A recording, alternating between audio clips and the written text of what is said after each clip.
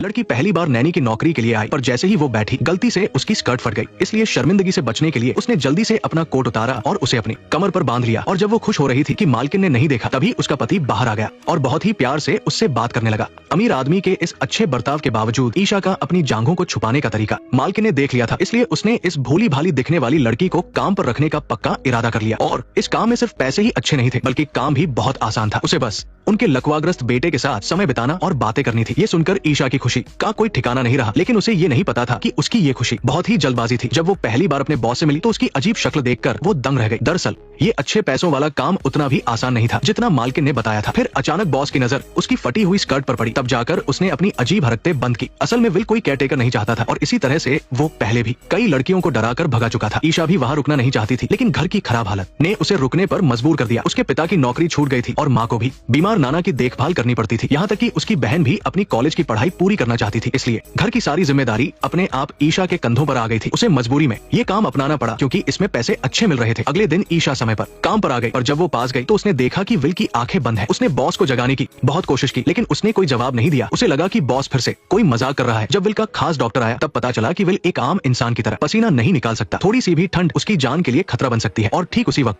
Will की कलाई पर बने कट के निशान ईशा की नजरों में आ गए। उसे यकीन नहीं हुआ, जिसके पास इतना पैसा और ऐशो आराम है वो अपनी जान क्यों लेना चाहेगा। फिर एक दिन उसने गलती से विल के माता पिता को लड़ते हुए सुन लिया। दरअसल उनका बेटा 6 महीने बाद इच्छा मृत्यु लेने वाला था और ये विल की ही मर्जी थी। पिता अपने बेटे के फैसले का सम्मान करना चाहते थे, लेकिन माँ इस बात को मानने के लिए बिल्कुल तैयार नहीं थी। ये उसकी पसंद है, वो यही चाहता है, वो मेरा बेटा है, हाँ वो मेरा भी बेटा है। उसी पल ईशा को सब समझ आ गया। उसका कॉन्ट्रैक्ट सिर्फ 6 महीने का इसलिए था क्योंकि ये विल की जिंदगी के आखिरी 6 महीने थे। सच जानने के बाद ईशा का मन काम में नहीं लग रहा था। वो एक ऐसे इंसान के साथ रोज नहीं रह सकती थी जो जल्द ही मरने वाला हो। इसलिए वो अपनी बहन के पास गई और उसे नौकरी छोड़ने के बारे में बताया, लेकिन बहन ने कहा कि घर की आर्थिक हालत अभी ठीक नहीं है और ये नौकरी छोड़ने का सही समय नहीं है और ये काम सिर्फ अच्छे पैसे ही नहीं दे रहा है, बल्कि वो चाहे तो विल का मरने का इरादा भी बदल सकती है। ये सुनकर ईशा को भी होश आ गया। शायद अब उसका काम सिर्फ एक नैनी का नहीं रह गया था, बल्कि अब उसे एक इंसान की जान बचानी थी। इसलिए आने वाले दिनों में जब भी वह विल के सामने आती तो ईशा किसी रंग बिरंगी तितली की तरह तैयार होकर आती। वह अपनी खुशी से बॉस के जान देने के फैसले को बदलना चाहती थी, लेकिन असलियत में ये सब इतना आसान नहीं था। एक दिन उसने गलती से विल की पुरानी तस्वीरें देख ली और उसकी इस अनजाने में की गई हरकत से विल का दिल दुख गया। उस दिन जब वो बॉस को खाना खिला रही थी तो गलती से खाना विल की पैंट पर गिर गया। हालांकि उसने पैंट सुखा दी थी, पर इससे विल का गुस्सा शांत नहीं हुआ। कुछ ही समय बाद विल की गर्लफ्रेंड और उसका सबसे अच्छा दोस्त उससे मिलने आए। ये एक खुशी की बात होनी चाहिए थी, पर उनकी बातों से पता चला कि विल की पुरानी गर्लफ्रेंड अब उसके सबसे अच्छे दोस्त के साथ रिश्ते में है। विल ने बाहर से खुद को शांत दिखाने की बहुत कोशिश की, जैसे उसे इन सब से कोई फर्क नहीं पड़ता, लेकिन उनके जाने के बाद कमरे से कुछ टूटने की जोरदार आवाज आई। जब ईशा भागकर वहां पहुंची तो उसने देखा कि विल ने अपनी पुरानी फोटो फ्रेम को तोड़ दिया था। उसने अपनी पुरानी यादों को चकनाचूर कर दिया था। काम खत्म होने के बाद उसने जल्दी से ये बात अपने बॉयफ्रेंड को बताई।